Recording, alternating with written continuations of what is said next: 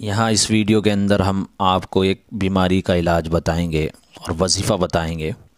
یہ ہے دمہ و سانس کے مرض کے لیے، جو سانس کی بیماریاں ہوتی ہیں اس سے جڑی ہوئی جتنی بھی بیماریاں ہیں اس کے لیے یہ عمل ہے۔ جیسے آج کل تو خاص طور سے کرونا یہ گیا ہے اور کچھ کہیں کسی ایریوں میں باقی بھی ہے، تو اس کے لیے یہ عمل ہے۔ سانس سے جڑی ہوئی جتنے بھی امراض ہیں، چاہے وہ دمے کے ہوں، پھیپھڑوں کے ہوں یا اور جس قسم کے ہوں، یہ آیت یہاں لکھی ہے، اس کی تسبیح پڑھنی ہے۔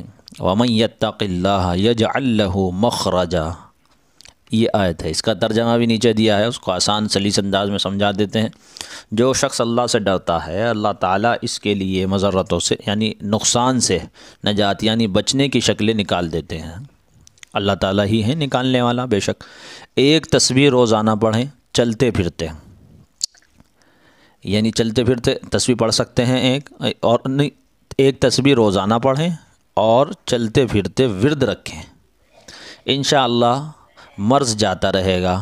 بہتر ہوگا اگر اول آخر 7 یا 9 یا 11 مرتبہ درود ابراہیم پڑھ کر پانی پر دم کر کے اور پھر اس کو پی لیں، یعنی خود ہی اس پر دم کریں اور خود ہی پی لیں، یہ بھی فائدہ مند ہے۔ یہ عمل خود دمے والے کو کرنا ہے، دوسرے سے پھونک لگوا کر پانی نہیں پینا ہے، خود پڑھ کر خود پینا ہے، اس کا خاص طور سے دھیان رکھا جائے۔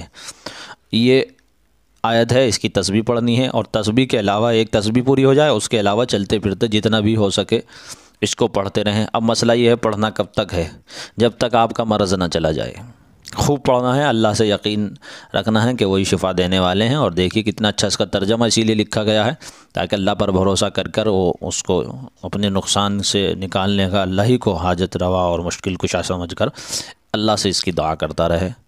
تو انشاءاللہ اللہ تعالیٰ چاہیں گے جلد سے جلد اس کو شفا عطا فرمائیں گے۔